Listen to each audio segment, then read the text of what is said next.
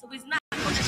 This is where the community is connected. 980 AM WDDO. The views expressed on this program are not necessarily the views of the Glory 980 AM, the Glory Media Group, LLC, WDDO AM, its staff, management, or advertisers, but are the views and opinions of the participants of the broadcast. Macon and Middle Georgia. It's time for Village Talks with Tia and LJ. Join them live every Wednesday from 5:30 p.m. to 6:30 p.m. right here on the Glory 107.9 FM, 980 AM WDDO. Log on to the Glory 107.9 FM on Facebook or YouTube to become a part of the conversation. Let's go live into the studio for Village Talks with Tia and LJ. Is your child struggling with reading, writing, learning loss, and a culturally irrelevant curriculum? Do you want your child to be outstanding at reading and writing and also take pride in their culture? Then you want Reading Revolution Online. Reading Revolution Online is a web-based reading support program. We serve scholars in grades K through 8, and through our innovative approach, we help them build reading confidence and cultural identity development, equipping them for success in school and life. They learn about Black heroes and sheroes through captioned videos, reading selections, and other activities. Reading Revolution Online is an experience for the whole family. Do it for the culture. Go to readingrevolution.org and get your membership today. Good evening. Good evening. Good evening. Welcome to Village Talks. We are Making the Middle Georgia's freshest radio show and Godcast, bringing you conversations centered around culture and community from right here in the 478 and beyond. Yes. I am your co-host, LJ, and to my left is the so refreshing, loving, bright, brilliant. She smells good. Oh, Lord. Oh my gosh. So progressive and passionate. I always say passionate because she is, and she really cares. Co-host Tia, peace and blessings, good people. I hope y'all are staying as cool as you possibly can on this fine Wednesday evening. It's a hot day outside. How you feeling, LJ? Yeah, I'm all right. It's I'm a little warm too, but I'm all right. I'm good.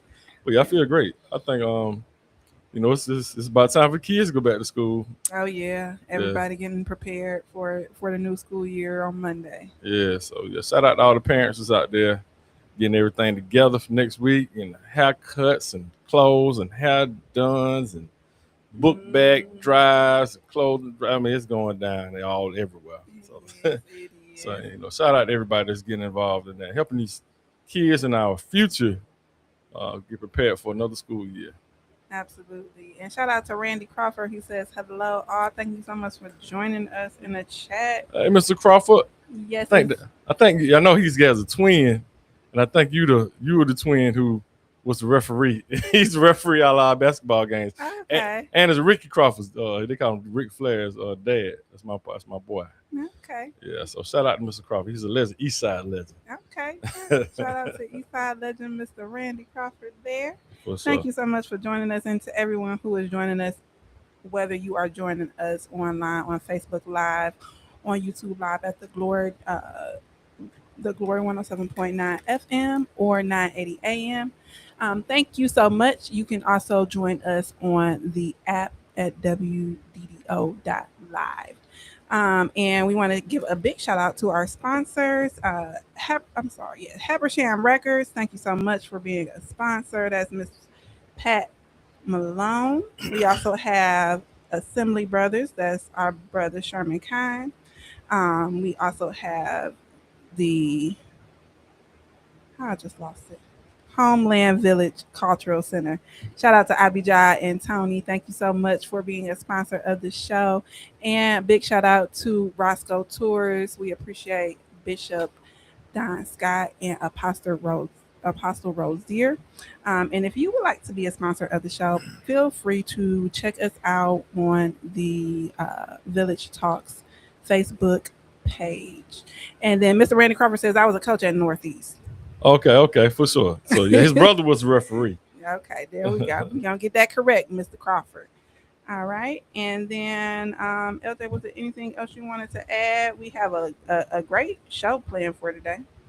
Oh yeah, no. I just want to get through this good news so we can get into our amazing guest today and keep this conversation flowing because there's a lot going on. We need to talk about it. Absolutely. So, happening this Friday, July 31st, Built for Bibb and Bibb County School District PBIS Back to School Bash. So, for all parents that are still preparing to get their students ready, the PBIS Back to School Bash will be taking place this Friday, July 31st from 10 a.m. until 12:30 p.m. at the Macon Mall located at 3661 Eisenhower Parkway. Families can connect with community resources and enjoy activities designed to help students start the school year strong. Happening on Saturday, August 1st, the G-Swag Youth Concert. So Right Touch Family Development presents G-Swag, which stands for God's Sovereign Will, Anointing, and Grace. The concert will begin at 6 p.m. at the Community Church of God, located at 5555 Bethesda Avenue in Macon. This ministry helps young people discover and develop their gifts through faith, music, leadership, and purpose. If you would like more information in reference to this program, you can contact Teresa Little at 478-390-8077. Then happening next week on August 8th is the Macon Issue Assembly. So Georgia Sustainable Futures is inviting residents of Macon, Bibb County to participate in the Macon Issue Assembly as part of the 100,000 Georgians campaign. The event will be held again on Saturday, August 8th from 9 a.m. until 3 p.m. The location will be at the Frank Johnson Rec Center, located at 2227 Mercer University Drive. This assembly will bring community members together to discuss local issues, identify priorities, and help shape future policy conversations. All right, and then finally, happening on Monday, August 10th, Macon Bibb Recreation Center will begin its after-school program. So this registration opens this coming Friday, July 34th for the Macon Bibb Recreation Center after-school program. The program serves children age 5 to 15 and runs Monday through Friday from 3 p.m. to 6 p.m. beginning on August 10th. Children will receive homework assistance, reading and literacy activities, physical fitness, arts and crafts, outdoor play, sports, healthy snacks, and much more. If you would like more information, you can contact 478-219-2091. And that is what's happening, Macon. Okay. Go ahead, Macon. And Middle Georgia. And Middle Georgia. Because we are airing all over Middle Georgia. And just to remind everyone, yes, we are on the radio. This is the Glory 107.9 FM, 980 AM WDDO. That's right. Folks listening on the radio, like, of course it is. I'm listening on the radio. Right tuned in to Yeah. that. But for all of our folks that are out there with us on social media, Facebook, YouTube, and all the other apps, definitely make sure that you do check us out on the radio if you're not at your phone or whatever device that you are live streaming with us on. And if you are listening to us on the radio, know that you can come and join the conversation on our live stream. So if there are any questions that you want to ask, anything that you want to talk about, you can join the live stream and put those comments in there. And you can also call in if you want to join this conversation. Absolutely. You know, and be another guest, you know, from where you are. Call in at 478-250-1444. Again, that number is 478-250-1444. And we appreciate everyone that's already in the chat with us. We said Mr. Crawford definitely has been in there. We got Commissioner Brian. She says hi. Oh, hey, Commissioner. Hey, Commissioner. Yeah, Thanks for joining us. For sure. Miss Jeanette Goff. She says hello, Miss Goff. And Frank Mathis, who's Sherman Kine, says, yo. What's going on, brother? What's Thanks going for on? joining us today. He's one of our sponsors with Assembly Brothers. We appreciate him to the fullest. Absolutely. Yeah. But yeah, we can go ahead and get into our accountability check question. We ain't got to waste no time. We need to get into this convo. Absolutely. So today's accountability check question: do you feel that your tax dollars are improving your quality of life here in Macon Bibb County? Why or why not? Again, that accountability check question: do you feel like your tax dollars are improving your quality of life here in Macon Bibb County? Why or why not? Thank you so much, our engineer, for putting that in the chat. If you would like to join in on this conversation, answer that, you can feel free to answer it in the chat on YouTube or Facebook, or you can give us a call in at 478-250-1444. 1444. Mary May says, good evening. Good evening. Thank you so much for joining us. And again, feel free to get that conversation going with today's accountability check question. Do you feel that your tax dollars are improving your quality of life here in Macon Bibb County? Why or why not? Did you want to start that off, LJ? Oh yeah, I can speak for a resident as for me myself. Absolutely. Yeah, and I can speak, as far as what I hear from other folks. But I speak from my opinion. I don't think that our tax dollars. I don't think that the majority of us as a whole even feel like tax dollars are our tax dollars.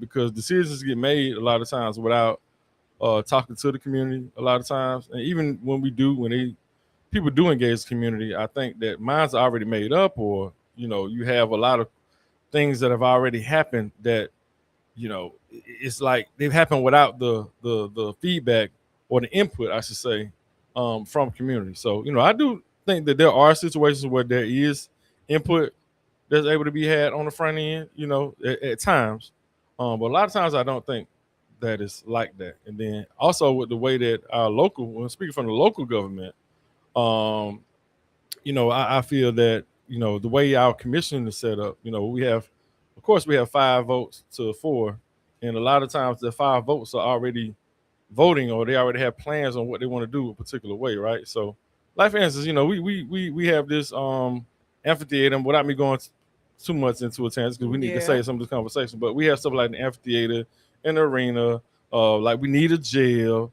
We have all these things that come up about how our money is spent, but it just seems the things are already in the works. They're already moving. You know what I mean? So I don't know like what our process is even for the data on why we're spending the money the way we're spending. Where are the town halls being had when we're talking about spending hundreds of millions of dollars and stuff like that? And so I don't know. I'm a little perplexed with that right there. Just to be honest with you. I feel that, and I think that even with like the commission meetings, because there's the pre-commission meeting where a lot of the information is already being talked about and discussed. Even having that agenda only a few days ahead of those commission meetings, where our commissioners are maybe not even understanding fully what they're voting on or things like that, and not really having time to digest those agenda items. I think that that's an issue one in itself. So even when you reach out and talk about what we are seeing as citizens, as tax-paying citizens, whether you're paying property taxes, sales taxes, a combination of the both, one or the other, or whatever it is, your tax dollars are at work. And so I think that there needs to be more accountability and transparency. Typically, or specifically transparency, I think that we don't know a lot about what's going on until it's already being done. So that's my take on it. We'll definitely love to get into our guest's take on it. And so without further ado, we have former Macon Bibb County Commissioner and City Councilman, Mr. Virgil Watkins Jr.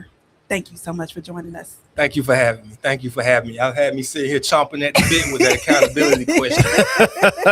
So yeah, definitely thank you for having me on today, man. First off, y'all mentioned the heat. It's hot in this room.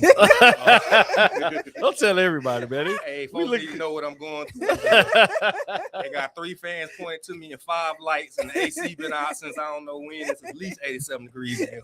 Yeah, we sorry, but man. Hey, this is like that back room of the church back when I was growing up. You get some good conversations in this type of heat, man. That's right. Truth gonna come out. Yes, sir. Yeah, I was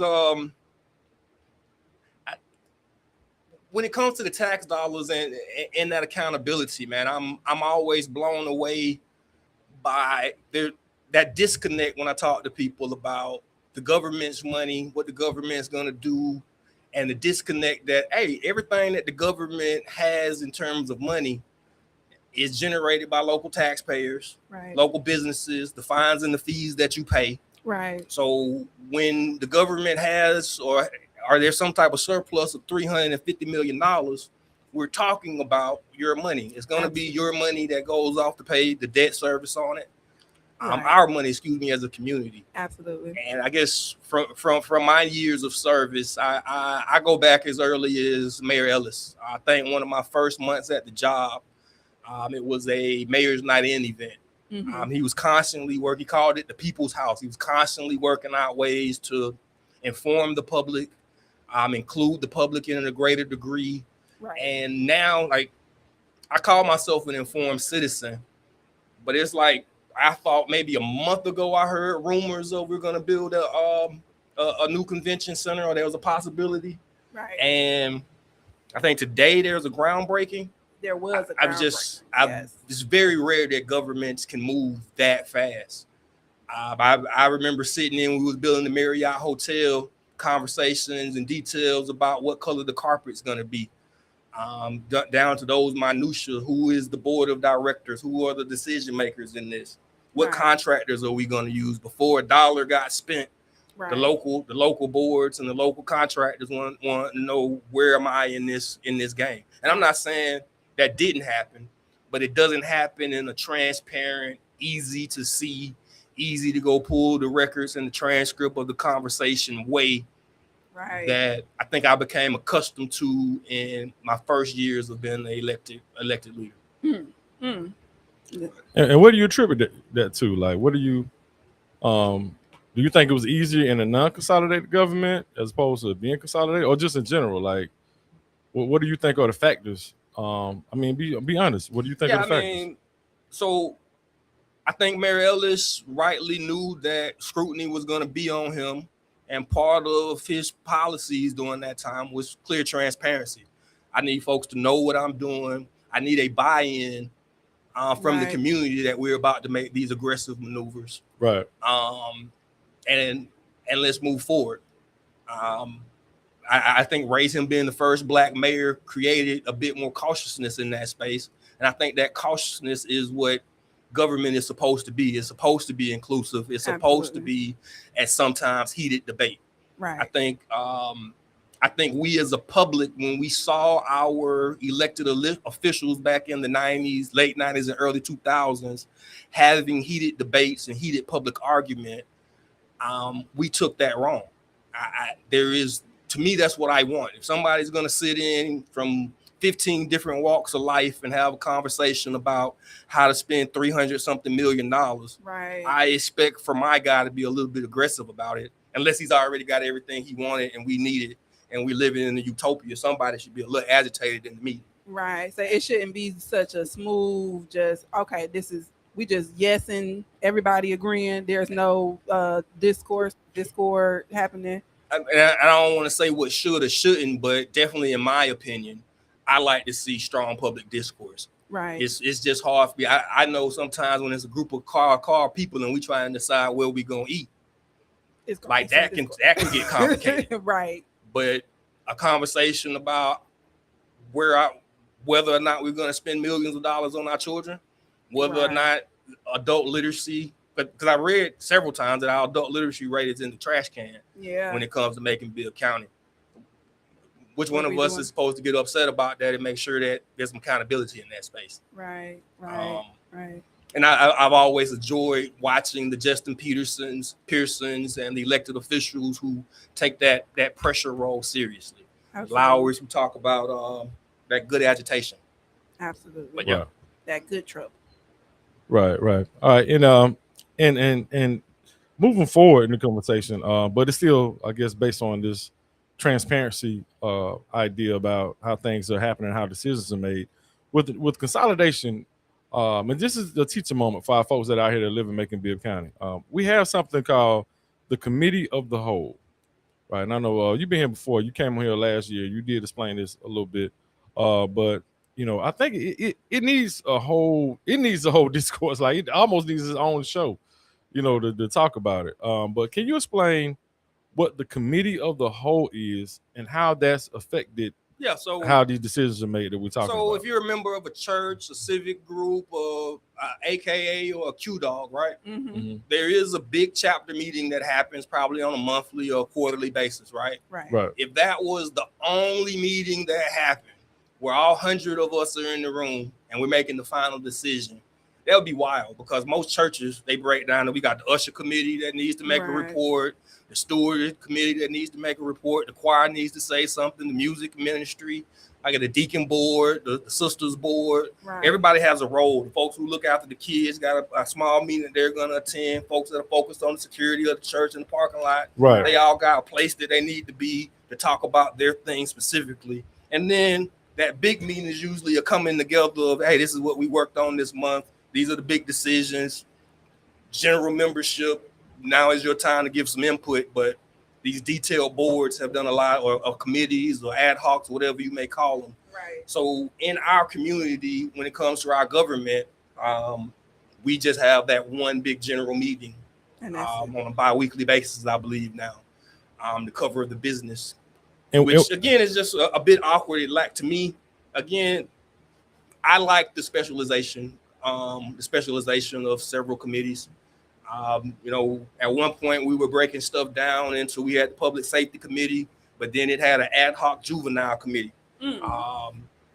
We had a study committee on paving of the roads. There used to be a complete street space in addition to the I believe it was the infrastructure committee, right? Mm-hmm. So just some of those details, some of those specializations, I think and there's nothing preventing the current commission from creating committees as they see fit now. But right now, our government has been operating on a committee of a whole for, I think, some time now. Yeah, and we actually voted on that. Like, we had to, for us to operate like that, there had to be a vote of 5 commissioners to vote and agree to this, though, correct? Yeah, and that the way our government charter works, the committee structure and the leaders of those committees are voted on and approved at the first of every year. So every January, there's a committee of the whole, a committee on committees, and a committee structure, in which, like I say, back in the early aughts, that would be the time where you would learn whether or not you were on the roads committee or the finance committee or the public safety committee. Like I say, now all the business is done in one big blob. All right, and so, and just to be clear, the people who make up the committee of the whole here and making bib are the mayor, Commissioner Wynn, and Commissioner Bailey. Mm-hmm. Those are our 3. They're the ones who operate the committee of the whole. And are those meetings public? Like, can we see like records of the conversations that they're having, since they are like our committees in one committee? Yeah, so as far as I know, that all of Macon Bibb County commission meetings are going to be public on their Facebook and YouTube page. Even the committee of the whole. What about the committee of the whole? Yeah, pre-commission committee of the whole. Yes, unless there is a executive session where they're talking about real estate or human resource matters or something of that nature. Actually, that's pretty much it. Everything else should be public, open minutes. Yeah, I've never seen it before though, but so usually, so the last couple of years it happens, like I say, the first meeting of the month, and like I say, it happened right there on the diocese. There's no breakdown of everybody else. Like, those 3 members are chosen, and again, a lot of stuff. If you notice now, committee meeting at Macon Bibb, things happen very fast. right. Very fast, very little. Hey, for the public, want y'all to know that we're transitioning into this, to that. Right. Things are like, a lot of stuff is consent Rapid agenda, fire. Yeah. rapid fire, and that's one of those situations. Okay, because there was someone put out a post just kind of educating the community on who the commissioners were for each district, the meeting times and things like that. And so the commission meetings are held on the 1st and 3rd Tuesday of each month, whereas the committee of the whole meets at 9 a.m. on the 2nd Tuesday. I don't know. And Commissioner Bryant, if you're in the chat, if you know if that's correct, can you verify that? I'm not sure, but I've never seen, because I do see the live broadcast for the pre-commission and the commission meetings, but I've never seen any live broadcast for the committee of the whole meeting. So I guess I'm just trying to figure out if that's actually something that is aired to the public, or if we just would have to request minutes for it. I say it with 93% confidence that yes, the 9 a.m. committee of the whole meeting is also going to be on the Facebook page. No, so, but you also see a lot of times now that they'll do the committee of the whole at either 3 o'clock, and Commissioner Bryant, and I've seen this structure Committee of the whole will be at 3 o'clock. The full commission will be at 6 o'clock. And so it'll be the same continuous stream. Okay. Which, so you'll see the new business. So the first time we talk about item, or the first time it's publicly voted or considered, may be at that 3 p.m. meeting. Right. And then 6 p.m. you have the opportunity for public comment right before that, and then commission would take the final vote. I think back in, like I say, I'm some years removed now, but I always appreciated the system where I had time to digest. Right. Where it was kind of what you were mentioning. On the second Monday, on the first Monday, we would have the first hearing about said issue in committee. And then on the second Monday, if it passed committee, we would then have a second vote. But it gave myself enough time to read. It would give the public enough time to digest and decide whether or not they liked it, because the Channel 13s and the Macon Telegraph had an opportunity to, go through the full vetting of what this was over the course of the week. Like I say, now with things happening so rapid fire, you're catching what we did and it's done. Right. So Commissioner Bryan says she hasn't been in the meeting before the meeting. Okay. All right. Yes. Shout out to Kia Booz, our sister Kia Booz. She says, "Hey y'all." And Renata Scott says, "Good evening." And Miss Mary Mays. Yes, I got her last time. Okay. Good. She says, "Good evening." Yeah. So it's very interesting. Because I think one of the things that you said that really stood out is that when we say, oh, Tay Red says, hey, Village Talks. Thank you so much for joining the show. Boo says, what up, Village family? Yes, thank you so much for joining us, brother. So one of the things that I found interesting that you said, and I think that it speaks true when you talk about, the government has these funds. And a lot of times we're saying the government as if we're not electing officials to manage the budget that we are creating through the taxes and things like that we pay. But when we're talking about like infrastructure and what should come first, can you kind of explain what infrastructure is, what it means, and why is it important to invest in like neighborhoods before or alongside developments like the amphitheater or the Macon Arena? So infrastructure are the bricks and mortar that make up our city. So the roads, the bridges, the storm drains, the buildings, the lighting structures, all of these things that make up how we're able to move around every day. Right. And just like with your house, making sure that all the roofs and all the doors and all the windows work appropriately is an essential function. Making sure that the yard is cut and clean is an essential function of having something you can be proud of, something that people can take full advantage of, right? Right. I don't want a room in my house where it's moldy and no one can use it. Right. So making sure, so that infrastructure and so a lot of our tax and a lot of our money, and I think it's rightly so, goes to maintaining our infrastructure, and capital would be in there too. So capital items are things that we consider like the police cars, the fire trucks, the buses that move, the code enforcement cars, the weed eaters that all the guys cut the grass with. All of that stuff adds up to a very, very large number. Right. And it's a very, very serious job to maintain, make sure folks not stealing the chlorine or just everything. Right. Everything adds up into a pretty significant responsibility. And us as servant leaders have taken on the task for this short time to manage over that for the rest of the community. Right. I think there is a better conversation for us to have as a community of making. I was really enjoying. I think I forgot the Sustainable Georgia's Futures Project, right? Right. Where we issued that issue assembly program. Making sure as a leader, or servant leader, I think is important to make sure that I got a full understanding of what the community wants me to work on. What is priority number one? Absolutely.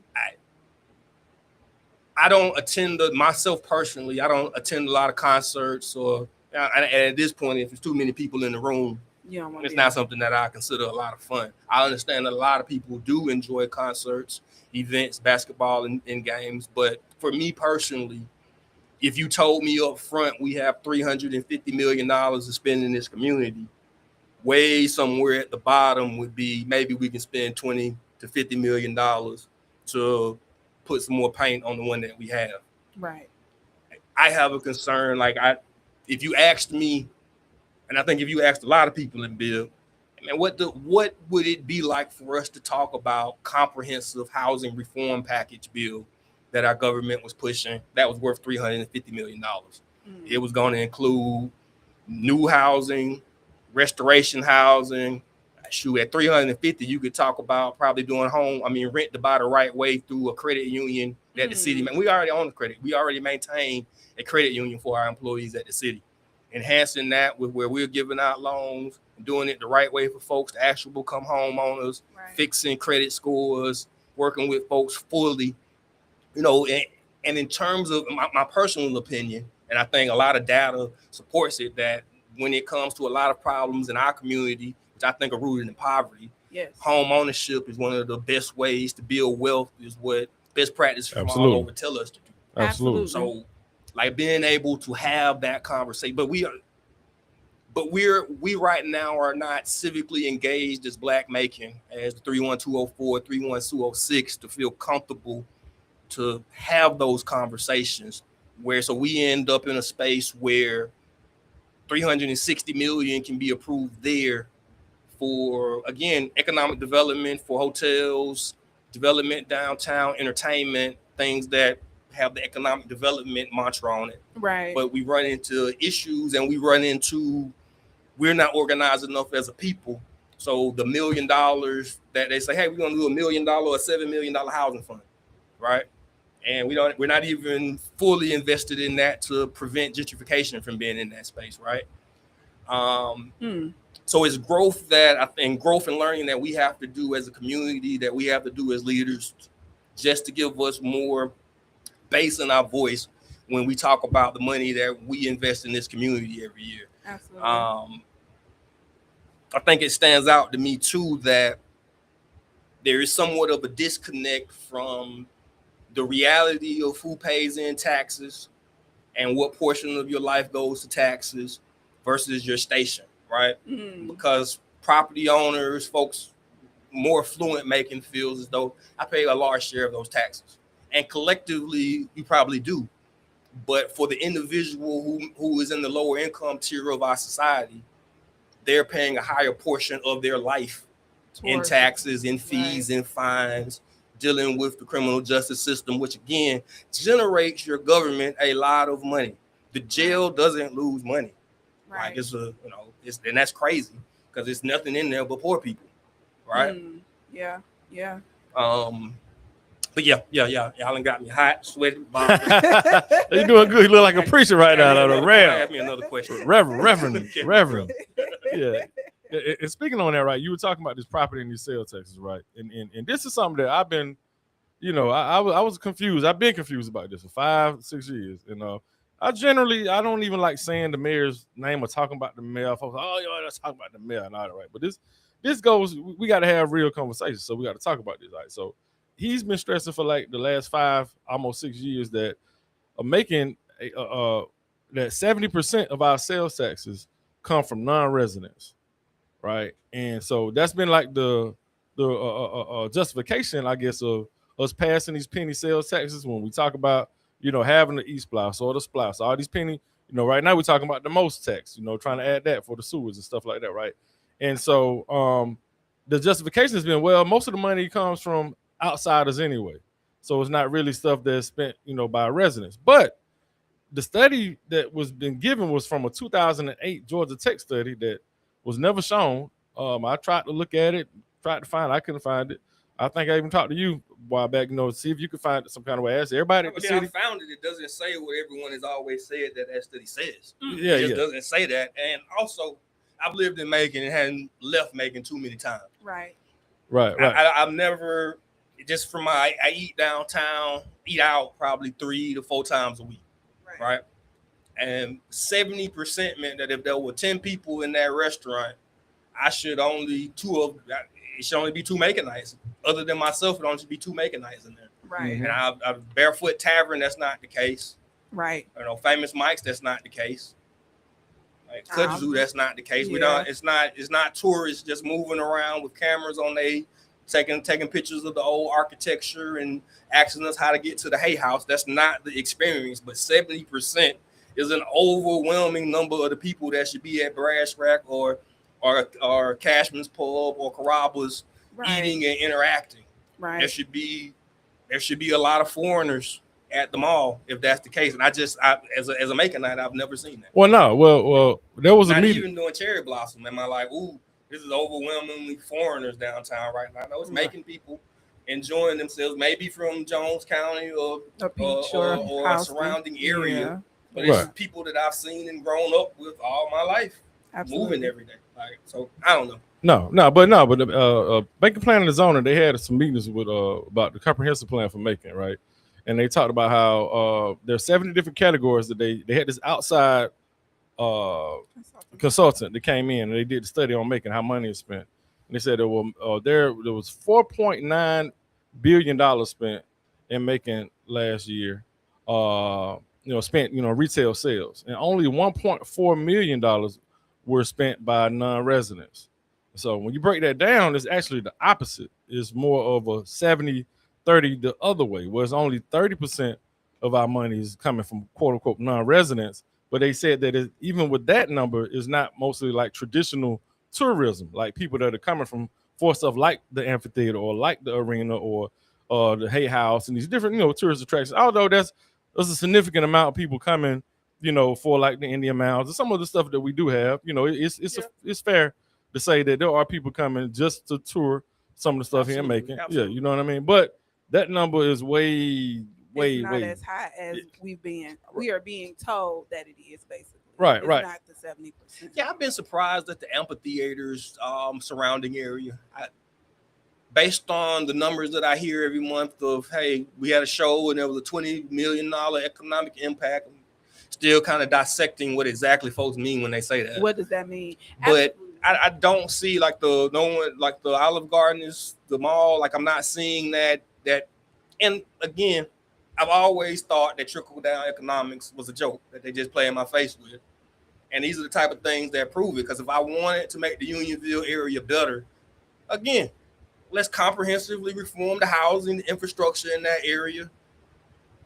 I think Deion Sanders is closer to right. You look good, you feel good, you play good. All right, to just go in one thing and then expect that to have a trickle-down effect. Time and time again, the economy of the world has not proved that works. Right. Like it's been a phrase, trickle-down economics, and in economic circles, that's a joke. Right. Like that's just a trick, a quick way we can do what we want to by promising folks who, again, don't really know and are trusting their leaders so they can get something done. Right. And when you say that too, because I think like even with the amphitheater and that surrounding area, the amphitheater has been up 2-3 years now. About 3-4 years, maybe. We've got a grocery store. The newest development, there's a grocery store. It's a grocery store, but also you see there is movement away. Like there was an article done that Academy wants to leave that area. Then you see all these storage units coming up, but then in those surrounding different business like developments or where there are stores or where there can be actual development for people in the community, you don't see anything around that. So when you talk about the economic impact, I think that we need to understand truly what does that mean. So if this amount of revenue, does that mean this amount was generated based on this, but what was the profit from that, and how much of that money is going into the community, the surrounding area, or is all of this going downtown and into these other investments? So I think that there needs to be more clarity. You know what would show us that? I mean, we just heard today from somebody that works closely with the school system. They said that 81%, 82% of the kids that go to Bibb County public schools live below the poverty level. And somehow our library is about to be open, not as much. The Boys and Girls Club just told us that they are having financial hardships and need to close their door immediately to figure that out.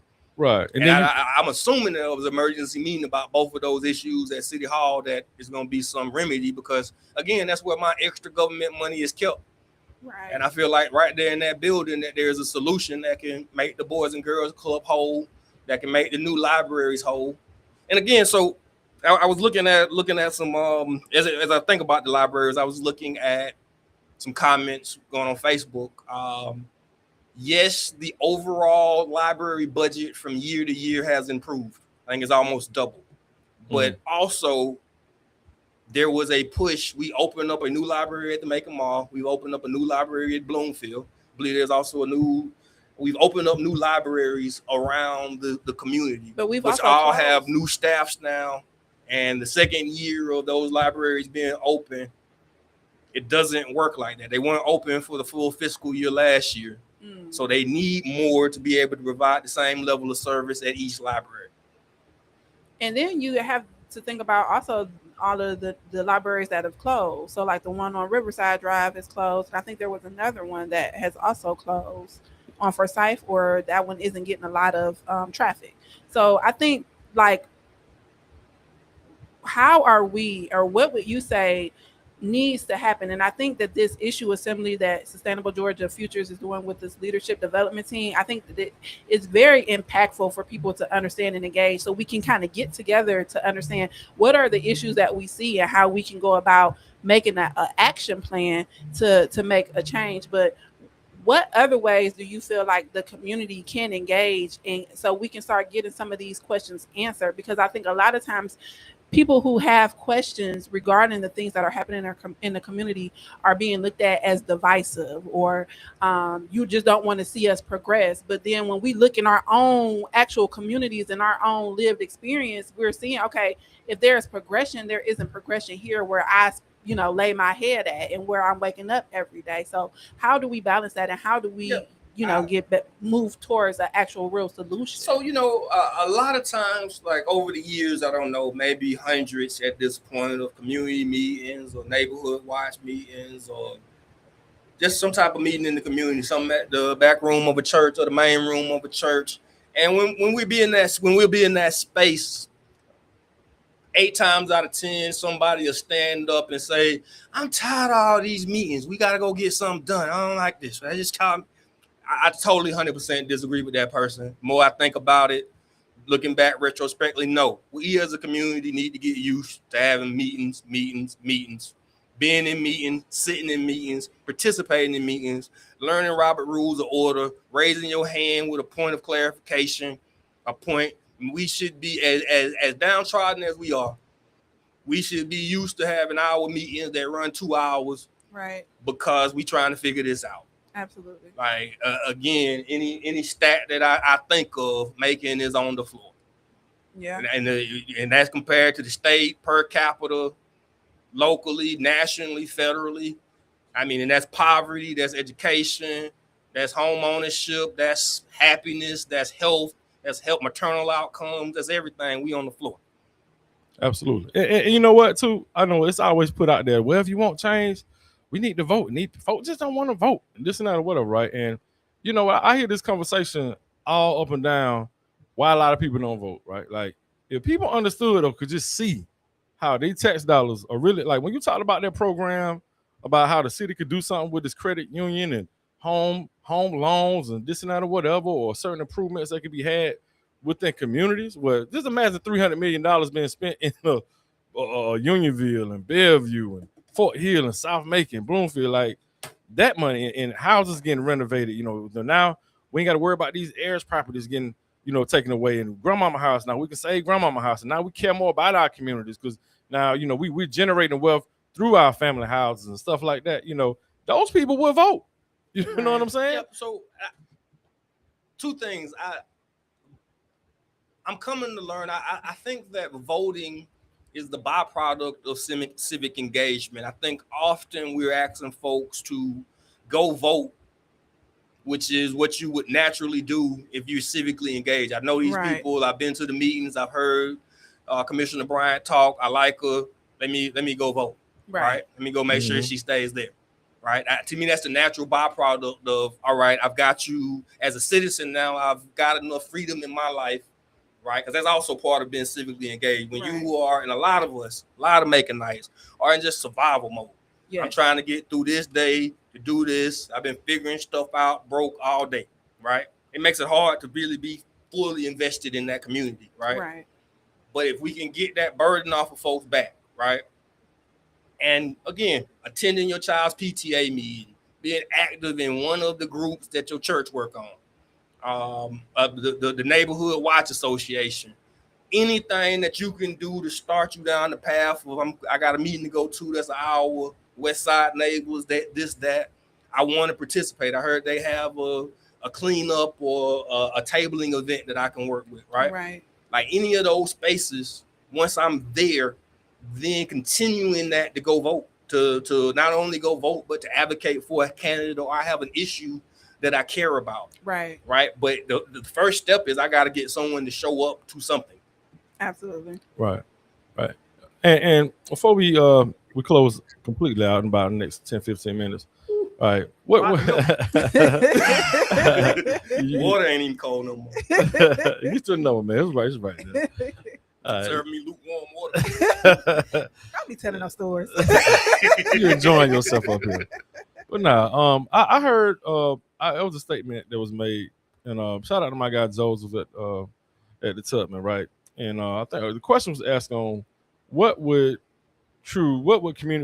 real community development look like for you, or how would you gauge progress? I think I put it out there. How would you gauge progress in making? Like, how would you know that making this progress or your community is progressing? I think some of that was. But I want to tell you what he said. I'm sorry, go ahead.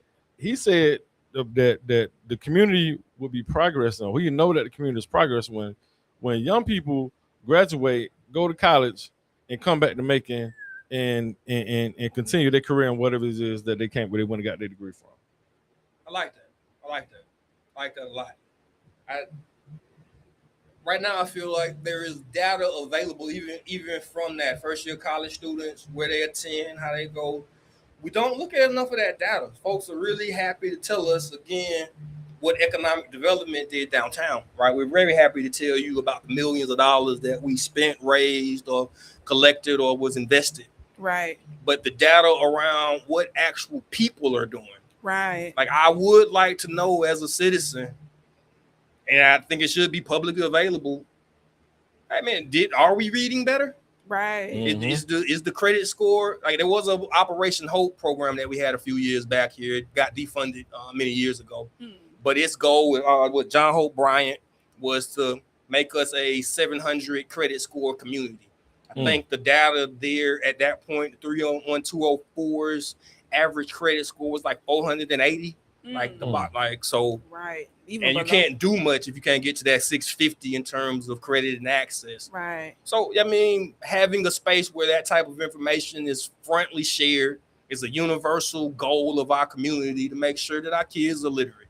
Right. What are we doing about childhood poverty in this space? What are we doing about maternity? Maternity and mortality around that, infant mortality. Right. Knowing those numbers and having the heart to want to see that change. I think one of the few numbers that we do track like that is the shootings and the murder. Yeah. Right. Yeah. Which is, it's an interesting number. We all want to see less shootings, but us tracking those numbers and us knowing that when their murder happens, 9 times out of 10, the article is going to tell you, oh, this is the 15th one. This is the 16th one. Third one this week, makes us attune and want to do better as a community versus, I don't know if them kids' SAT scores got higher or lower this year. And I don't think unless you're very in tune to working in the school system, and not a lot of people who know that as an overall goal of our community. Absolutely. Yeah. And I think that's important. I just want to I want to read some of the chat. Miss Shanita Smith says, you must be willing to learn how everything works to have true power. Commissioner Bryant says, by the community. I'm not sure what she was referring to with that. And then Joe Boo says, okay, Joseph, great point. And I think it is. And I think that when we're talking about measuring success, the things that you named are important, or even to bring to people's attention so that it's front of mind all of the time, and how those things can be embedded in these developments that we want. And I understand, infrastructure and, we got to pave roads, but even with the paving of the roads, I brought it up in in the House and Avenue Neighborhood Association meeting, like, why are some roads being just paved right over, speed bumps, everything, and then other roads are being milled and plowed down and everything is balanced and equal? So like, why, these are things that yeah, we want to see roads paved, but if this is supposed to be 20 to 25 years worth of road paving, then we want it to last for that amount of time. And so if we're making this investment where all of this, SPLOST money is being used, that we are paying our money into because we are taxpayers, and how are we measuring things like that? How are these things being why we keep getting all this narrative? Why we ain't getting no facts, man? Why we getting no numbers? So I mean, there was 10 years ago when we were paving roads for the city, I had knowledge of what type of stuff was being mixed in the different cement. Stuff you don't want. It's hard to stick it in your mind now. But that's the contractors and the engineers would sit there, and that's their presentation in PowerPoint. We're gonna use this type of mix. We're gonna do this, and this is why we do it. This is how we do it. And again, you just don't. As a commissioner, you had the opportunity, even though you only halfway understood what they were saying, because I'm not an engineer. Right. But it gave me the opportunity to understand. Okay, so this one's gonna be stripped and tarred, and okay, but why tar there? Why cement here? How did we get here? Right. Right. Now I don't even know if they get an adequate list of roads that will be paved. And we're all surprised. Everybody's surprised about where the paving is. I mean, it's exciting to see, and again, it's exciting to see. The roads definitely needed paving. Let's not misunderstood that. Our infrastructure, our potholes, there is a lot of work that needed to be done and still needs to be done. Right. And in some ways, I am very impressed with the mayor's ability to effectuate that type of change very quickly. Because like I say, unfortunately, the drawback to my 10 years ago with the PowerPoints, that takes a long time. You give people too much information, then it can bog down and slow it. But because again, at that point, we're trying to be perfect. We're trying to get it right. And sometimes that requires you to table something. Let's come back, table that. Let's come back for more information. I'll see you next week. I can't come back next week. I'll see you next month. Right. That happens when you're getting information and there's a healthy dialogue. Yeah, but at the same time, right now, right? So even with this consolidation and this committee of the whole and all this stuff, I've heard stuff about how we have like one of the most, like let's say a strong mayor. Like we have one of the most powerful mayors in the United States of America based on what he's able to do, on a day-to-day basis without having any checks and balances for the most part. I mean, we have a commission, but when you have a guaranteed amount of votes is going to vote with you for the most part, or you have a committee of the whole that you can have these meetings without even having the commissioners a lot of time. They're highly informed where they're just kind of voting on what they see on the surface without being able to go in and have research, a lot of these things. It's creating a problem. So when we talk about how we have 10% voter turnout for this election, 12%, like the mayor, he got elected with a 13% voter turnout. You know what I mean? Like that's crazy. So we talk about how people are not being educated on how things are happening day to day in our government. It's also showing in the apathy that we have, where folks not wanting to be involved, people not going to these meetings that you're talking about that we need to go to, people not going to vote and do those things that they need to be doing. And so we need to find a healthy balance, and having elected leadership that cares about the fact that the people need to, because it's okay to say, oh yeah, man, the mayor's doing such a great job. Oh Lord, just shout out to him. It's $350 million over here, $200 million over here. That's our tax money for one. And then we still having conversations about, okay, what type of impact is it having, or how does this equate to us, this poverty rate that we have going down? Because for last time I checked, the poverty rate keep going up. Mm-hmm. We spending hundreds of millions of dollars doing all these projects. Poverty rate still going up. We're still talking about if we should even fund public schools, and stuff like closing them down and closing libraries. You know what I'm saying? We know that our poverty rate's crazy. We know that our education rate's crazy. And the governments do a good job of what's kind of like that shell game. No, that's the school board budget. No, that's the transit authority budget. That's these folks' budget. But one governmental body is telling you that we might have to not pay teachers and do some weird stuff with our schools this year. Right. And the other one is building a party center.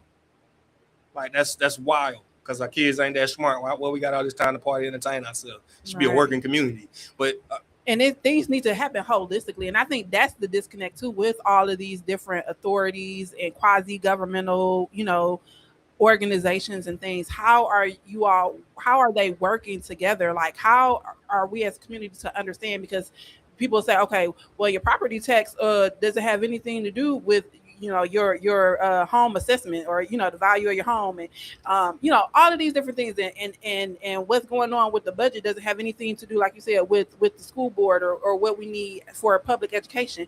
Why are we not finding a way to holistically work all of these things together, so that way we can see impact in in the poverty rate or in the literacy rate, not only of the children, but like you said, the adults, so we can see workforce development, where people have high paying or sustainable jobs, where it's not just everybody, I'm trying to make ends meet even though I have a job, or I have to work 2 or 3 jobs in order to make ends meet. Like, how do we do that? Right. Before you answer the question, too, we got a phone call, right? And we got 2 chats, or 2 people in the chat. Ms. Ronaldo Scott says we need to go to the people and stop asking them to come to these meetings.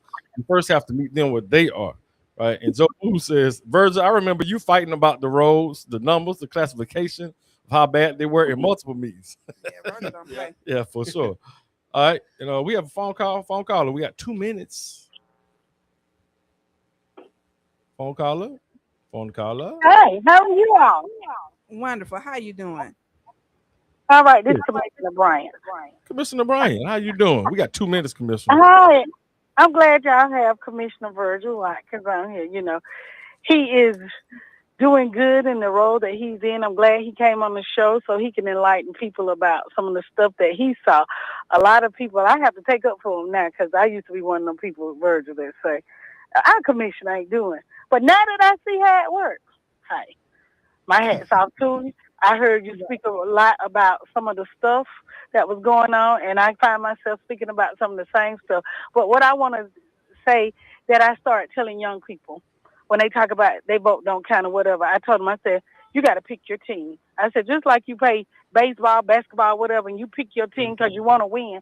When you vote, you got to pick your team. I said, because that's what they do. They pick their team that's going to be down with them for whatever they're doing, for whatever they're going to do to win the game. And their game can be, it may not even include you, but it's for them. I said, so y'all got to start picking your team. And that's what I tell them. So when you're talking about student loans, you're talking about you want to make the kind of money that you need so you can have a quality of life where you can go out, take trips, hang with your friends, not working 2 and 3 jobs. You're so tired that you can't spend time with your family. That's what the young people got to know, that they got to pick their team. That's right. Yeah. In that same vein, when I first got on the commission, it was city council back then, by a long stretch, I was the most passive. I think I'm kind of passive aggressive in my natural way. Right. But that body then, most of those individuals, Councilman Ross, Councilman Timley, Councilman Ficklin, Councilman Hutto, Commissioner Lucas, Eric Erickson, their mentality was aggressive. Right. And I say that the mayor has always been a strong mayor in Bibb County. In City of Macon. The charter, we made some changes during the Rickard era that gave a little bit more strength to it. But again, the charter hasn't changed in terms of that strong mayor. Right. In the end, like my last years there, I was the aggressor, but I'm still a passive aggressive person. And I think that's that's that personality, that's that team mindset. We gave those Anita Ponder, Miriam a hard time for being aggressive, but that moved the city beautifully to me. That's good. That's right. So final thought. What do you want to lead the people with?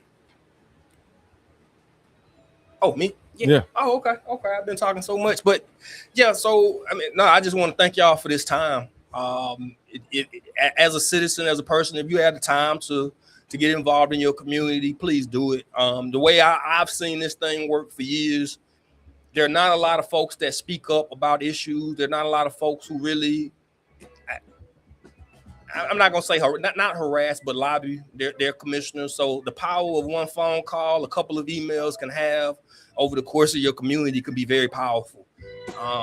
Don't be intimidated. Most elected officials, myself included, we are very sensitive to, we would like your vote and we want you to like us. So I require your servant to do work.